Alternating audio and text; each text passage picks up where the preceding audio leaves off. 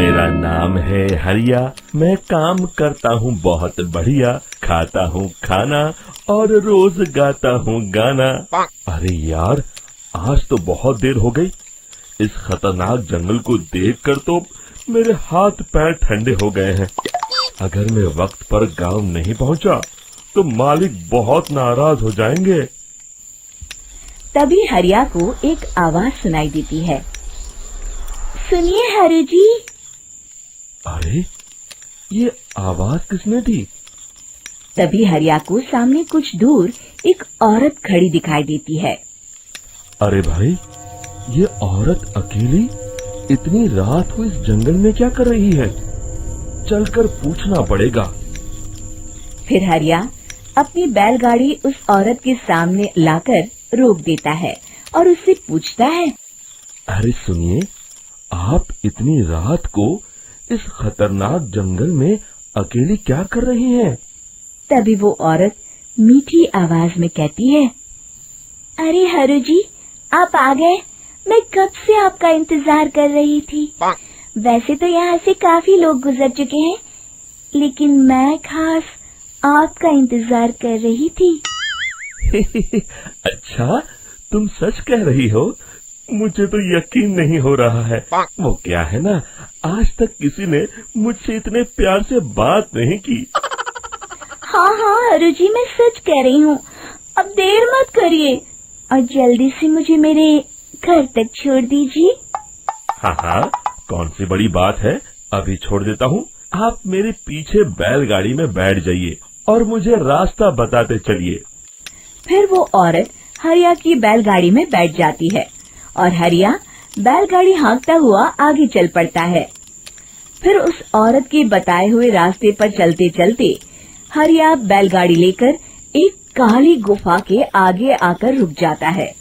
हरिया उस औरत से पूछता है, हाँ देवी जी, आपका घर कहाँ है? यहाँ तो एक गुफा के अलावा और कुछ नहीं है। तभी अचानक वो औरत हवा में उड़ने लगती है। देखते ही देखते उसका सुंदर रूप एक डरावनी चुड़ैल में बदल जाता है और वो जोर जोर से हंसती है। अरे तू तो एक नंबर का बेवकूफ निकला। तू तो बड़ी आसानी से मेरी बातों में आ गया। अरे मर गया रे, ये तो एक चुड़ैल है। हे भगवान बचा ले, ये तो बड़ी डरावनी दिखाई दे रही है। और फिर अगले ही पल हरिया की बैलगाड़ी में रखा सारा सामान हवा में उड़ता हुआ उस काली गुफा के अंदर चला जाता है और वो चुड़ैल भी उस गुफा के अंदर जाकर कहीं गायब हो जाती है। हरिया ये नजारा देख बुरी तरह घबरा और परेशान हो जाता है। अरे, ये चुड़ैल तो मेरा सारा सामान लेकर गुफा में गायब हो गई। अब क्या होगा? अगर मैं गांव खाली हाथ गया तो मालिक मेरी अच्छी खबर लेंगे। मेरी इस बात का कोई यकीन भी नहीं करेगा। फिर आखिर वही हुआ। हरिया के मालिक चंपक सेठ को हरिया की किसी भी बात पर रत्ती भर भी यकीन नहीं हुआ। चंपक सेठ को लगा हरिया झूठ बोल रहा है और उसने ही लालच में आकर सारा सामान हड़प कर लिया है। फिर हरिया को बेईमान समझकर चंपक सेठ उसे काम से निकाल देता है। अगले दिन अपनी दुकान में परेशान बैठा चंपक सेठ गुस्से में बड़बड़ाता है। अरे, दुकान में तो सामान बिल्कुल भी नहीं है। अब मुझे ही शहर जाकर सामान लाना होगा। फिर वो अपनी बैलगाड़ी लेकर शहर चला जाता है। शहर से सामान लेकर जब चंपक सेठ वापस गांव लौट रहा होता है, तभी उसे एक आवाज सुनाई देती है। चंपक जी, ओ चंपक जी। अरे, ये तो कोई मेरा नाम लेकर मुझे पुकार रहा है। फिर उस रास्ते में वही औरत खड़ी दिखाई देती है। फिर क्या था, हरिया की तरह चंपक सेठ भी उस औरत के पास अपनी बैलगाड़ी लेकर जाता है और वो भी उसकी चिकनी चुपड़ी बातों के मुंह जाल में फंस जाता है। फिर चुड़ैल उसे भी अपनी गुफा तक ले जाती है और उसका सारा सामान लेकर गुफा में गायब हो जाती है। बेचारा चंपक सेठ लाचार होकर खाली हाथ गांव लौट आता है। फिर ये उस जंगल में रोज की बात हो जाती है।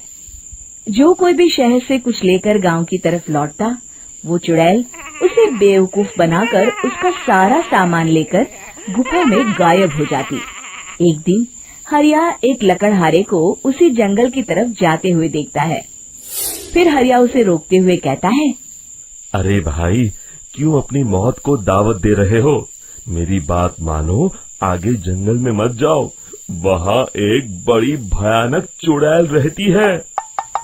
लकड़हारा हरिया की बातों को नजरअंदाज करते हुए कहता है, अरे भाई, मुझे पहले ही बहुत देर हो चुकी है, मुझे जाने दो भाई। शाम तक लकड़ियाँ काट कर शहर के बाजार में बेचना है। तुम अपनी ये कहानी किसी फुर्सत में बैठे इंसान को सुनाओ, मैं तो चला। इतना कहकर लकड़हारा वहाँ से आगे जंगल की तरफ चला जाता है। फिर अगले दिन गांव के मुखिया के घर के बाहर बहुत सारे लोग जमा हो जाते हैं। तभी हाथ में कुल्हाड़ी लिए खड़ा लकड़हारा कहता है, अरे मुखिया जी, अब आप ही हमें बचाइए उस जंगल वाली चुड़ैल से। हमारा सारा काम तो शहर से ही होता है। अरे मुखिया जी, उस चुड़ैल की वजह से तो मैं पूरी तरह बर्बाद हो गया हूँ। हम सबको मिलकर उस चुड़ैल का कोई इलाज करना पड़ेगा। तभी भीड़ में खड़ा वीरा कहता है, आप लोग चिंता मत करिए, कल से वो चुड़ैल किसी को नहीं लूट पाएगी। मेरे पास एक बहुत अच्छी तरकीब है। तभी चंपक सेठ उसका मजाक उड़ाते हुए कहता है, अरे तेरा नाम वीरा है तो क्या हुआ? तूने अभी उस चुड़ैल को देखा नहीं है? जाकर अपना काम कर, बड़ा आया। तब मुखिया जी कहते हैं, नहीं चंपक सेठ, मुझे लगता है हमें इस लड़के को एक मौका देना चाहिए। फिर सभी गांव वाले मुखिया जी की बातों से सहमत हो जाते हैं और वीरा शाम को एक बैलगाड़ी में कुछ सामान लादकर उस जंगल की ओर चल देता है। वीरा, ओ वीरा, कहाँ जा रहा है? तभी वीरा मुड़ के देखता है, वही चुड़ैल एक औरत के रूप में खड़ी है। अरे बहन जी, मैं आपको ही ढूंढ रहा था। देखिए, मैं आपके लिए क्या लाया हूँ। हैं? अरे वाह, तो खुद मेरे लिए इतना सामान लाया है। तू ही अकेला गांव में समझदार है। जरा देखो, मैं भी खोल के, बड़े भूख लगी है। जैसे ही चुड़ैल उस सामान पर से कपड़ा हटाती है, एक भगवान शिव की तेज रोशनी उसके अंदर मूर्ति से निकलती है और चुड़ैल अपने असली रूप में आकर जलने लगती है। अरे मैं जल रही हूँ, बचाओ! बचाओ! ओम नमः शिवाय, मर गई मैं! देखते ही देखते वो चुड़ैल राख के साथ उड़ जाती है और सभी गांव वाले भी वहां आ जाते हैं। शिक्षा बुराई पे सदा अच्छाई की ही जीत होती है।